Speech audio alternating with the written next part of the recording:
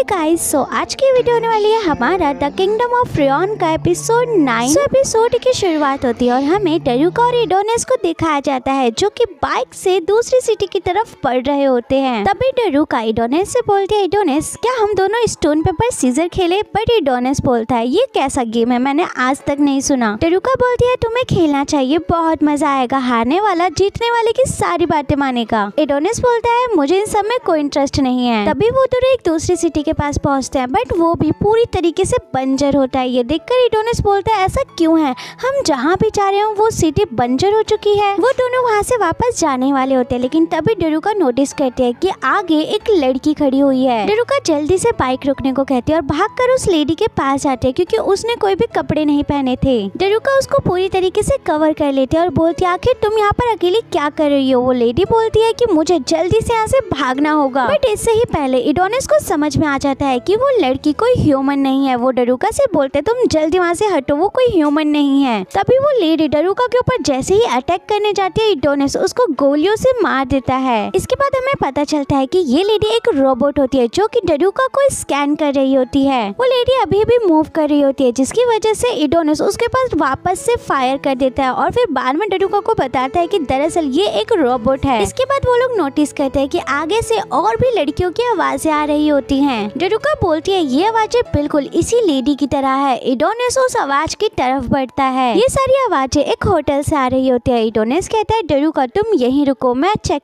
कर आता हूँ। डरूका बोलती है एडोनिस मैं भी तुम्हारे साथ जाना चाहती हूँ। एडोनिस गुस्से में चिल्लाता हुआ बोलता है क्या तुमको समझ नहीं आ रहा, मैंने बोला तुम यहीं रुको। अब एडोनिस उस बिल्डिंग के अंदर चला जाता है। तभी डरूका बाहर नोटिस करती है कि बहुत सारे इसी तरीके के रोबोट वहाँ पर पड़े हुए हैं जिनको देखकर डरूका की हालत खराब हो जाती है और बहुत तेज की चिल्लाती है। इसके बाद हम एडोनिस को देखते हैं जो कि उस बिल्डिंग के अंदर जाता है लेकिन अंदर बहुत अंधेरा होने की वजह से वो अपने मैजिक का यूज कर वहाँ पर लाइट ले आता है और फिर वो आगे बढ़ता है। और तभी हम देखते हैं कि पीछे से डरूका भी उसके छुप कर आगे बढ़ रही होती है। डरूका सोचती है कि भले ही एडोनिस अभी बहुत अच्छा है लेकिन मैं भूल नहीं सकती कि एडोनिस कितना गुस्सा होता है और उसने मेरे ऊपर किस तरीके से हमला भी किया था, तो इसीलिए मैं धीरे ही चलना प्रेफर करूंगी। अब डरूका ये सारी बातें सोच ही रही थी लेकिन तभी एडोनिस उसके अचानक से सामने आ जाता है और बहुत गुस्सा होता है और बोलता है मैंने तुमको बोला था कि तुम बाहर रुको, तुम अंदर क्यों आई?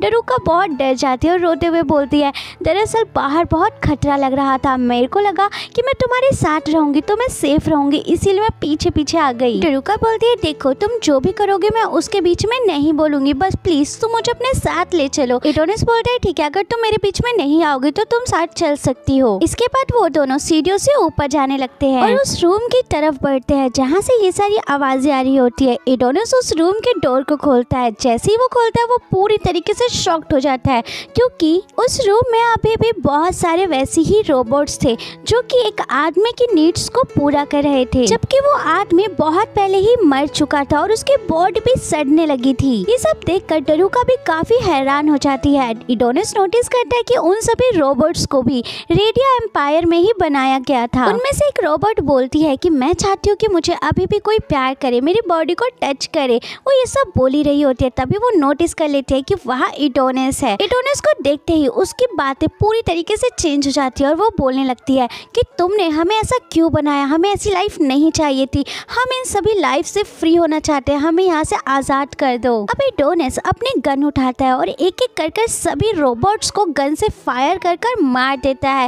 ये देखकर डरूका को काफी बुरा भी फील होता है। फिर इसके बाद हमें नेक्स्ट सीन में एक प्लेन को दिखाया जाता है जहाँ पर दो लड़की बहुत ही स्पीड से भाग रही होती है। ये दोनों लड़की क्रियोची क्रू से थे जो कि 9 of the Leo of the valley city में रहते हैं एंड उनमें से एक का नाम था कुनिची क्रू ऑफ नंबर 5 एंड दूसरी का कुनिची क्रू ऑफ नंबर 6। वो दोनों बहुत ही तेजी से आगे बढ़ते हैं। तभी वो नोटिस करते कि सामने रेडिया एम्पायर के सोल्जर्स खड़े हैं। वो दोनों सोचते हैं चलो इनके साथ थोड़ा टाइम पास किया जाए एंड वो सोल्जर्स भी उन लड़कियों को देखकर अपने गन तान कर खड़े हो जाते हैं लेकिन वो लड़कियां बहुत कमाल की थी, एक ही झटके में उन सोल्जर्स को खत्म कर देती हैं। सबको मारने के बाद वो बोलते हैं कि यार ये तो कितना बोरिंग था। फिर हमें वापस से एडोनिस और डरूका को उसी सिटी में दिखाया जाता है एंड यहाँ एडोनिस डरूका को बताता है कि ये पूरी सिटी बर्बाद हो चुकी है सिर्फ इंसानों की हरकतों की वजह से। इंसान साइंस की मदद से बहुत आगे बढ़ चुका है, इसीलिए इस तरीके के रोबोट बनाना जहाँ पर लड़कों की नीड्स को पूरी कर सके। इस तरीके से एक रोबोट को प्रोग्राम करना ये कोई बड़ी बात नहीं है। इसके बाद एडोनिस वहाँ पर एक गिलास को उठाता है और बोलता है ये भी रेडिया एम्पायर का ही है। इस सिटी में इतने पैसे नहीं थे कि वो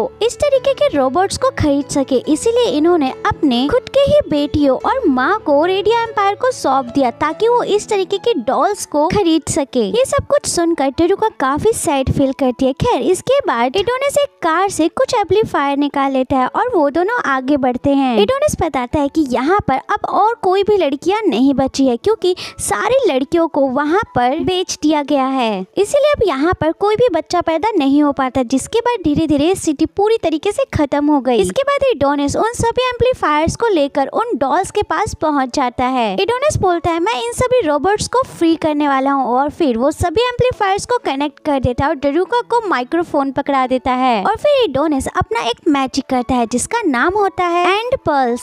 अब जैसे ही एडोनिस ये मैजिक करता है उस माइक्रोफोन से एक वेव निकलती है जो कि बहुत ज्यादा पावरफुल होती है और वो दूर तक फैली होती है, जिसकी वजह से वहाँ पर जितने भी उस तरीके के रोबोट्स थे सभी की पल्स बंद हो जाती हैं और उनको इन सभी चीजों से रिलीफ मिल जाता है। खैर इसके बाद हमें नेक्स्ट सीन दिखाया जाता है जहाँ पर हमें पता चलता है कि उस पूरी सिटी में एडोनिस और टेरुका के अलावा कुनिची क्रू भी वहाँ पहुँच जाते हैं जो कि दूर से खड़े होकर एडोनिस और टेरुका को देख रहे होते हैं। उनमें से एक बोलती है कि ये लड़का तो वही है रेडिया एम्पायर का क्रिमिनल जो कि विचेस का एविडेंट भी था। तभी दूसरा बोलता है कि ये तो बिल्कुल छोटे बच्चे की तरह लग रहा है, ये तो शायद 10 साल का होगा। दूसरी बोलती है नहीं, हमें इसे कमजोर नहीं समझना चाहिए क्योंकि इसने पूरे रेडिया एम्पायर को अकेले ही हरा दिया और पूरे रेडिया एम्पायर को हिला के रख दिया। चाहे कुछ भी हो हमें इसे हराना ही होगा। हमें जल्द से जल्द इसे अपने एम्प्रेस सीजियो के पास लेकर जाना होगा क्योंकि वो जरूर चाहेंगे कि एडोनिस भी हमारे साथ मिलकर रेडिया एम्पायर के अगेंस्ट फाइट करे। इसके बाद हम देखते हैं कि वो कुनिची क्रू एडोनिस की तरफ बढ़ते हैं उसको मारने के लिए। तभी हम सभी को पता चलता है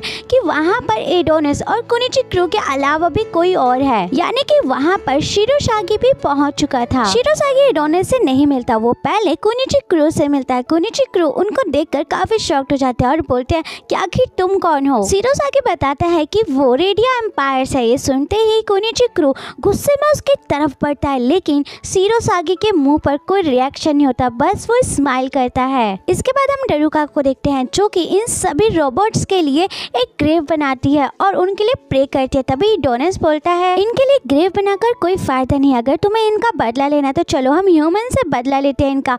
टेरुका बोलते हैं नहीं, हमें उनसे कोई भी फाइट नहीं करनी। एडोनिस बोलता है तुम्हारी और मेरी सोच बिल्कुल अलग है। इसके बाद हम देखते हैं कि टेरुका विचेस ऑफ नूना मेलिया के लिए भी एक ग्रेवयार्ड बनाती है और उस पर फूल चढ़ाकर रोने लग जाती है। ये देखकर एडोनिस बोलता है तुम इस तरीके से रोते हुए नहीं रह सकती हो और वैसे भी जो भी विचेस की जान गई उन सभी के पीछे मेरा हाथ था, तो फिर भी तुम अभी तक मेरे साथ क्यों हो? टेरुका बोलती है ऐसा कुछ भी नहीं है और फिर वो डॉल्स को दिखाती है और बोलती है ये देखो मैं तुमसे अब कुछ भी फाइट नहीं करना चाहती, जो भी हमारे बीच फाइट थी मैं उसको खत्म कर कर अच्छे से रहना चाहती हूँ और वैसे भी हमने मून पर तुमको अपने ही फाइट के लिए बुलाया था। हम तुम्हारी मेमोरी से क्लोई को जिंदा कर कर ह्यूमंस के ऊपर ही फाइट करना चाहते थे, इसलिए हमारी भी तो गलती हुई ना। एडोनिस बोलता है ठीक है जो भी हो लेकिन मैं सॉरी बोलता हूँ। टेरुका बोलते हैं ठीक है कोई बात नहीं। इसके बाद वो दोनों आगे बढ़ने लग जाते हैं। तभी टेरुका बोलती है अच्छा तो अब सब कुछ ठीक है, तो हम दोनों दोस्त है ना और हम दोनों के बीच सारी फाइटें खत्म हो चुकी है ना। एडोनिस बोलते हैं नहीं ऐसा कुछ भी नहीं है और इसी तरीके की बहस करते हुए वो दोनों आगे बढ़ने लग जाते हैं। अब जैसे ही वो दोनों अपने बाइक के पास पहुँचते हैं वो दोनों ये देखते हैं कि बाइक के ऊपर ऑलरेडी कोई बैठा हुआ है, वो और कोई नहीं वो शिरोसागी होता है। ये देखकर वो दोनों काफी शॉक्ड हो जाते हैं और शिरोसागी बोलता है देखो तुम दोनों इतने ज्यादा क्लोज मत आओ, मुझे ये देखकर काफी जेलस फील हो रहा है। तभी टेरुका चिल्लाते हुए बोलती है कि आखिर तुम कौन हो। तभी शिरोसागी बाइक से नीचे उतरता है और अपने मैजिक का यूज करते हुए उस बाइक के टुकड़े टुकड़े कर देता है।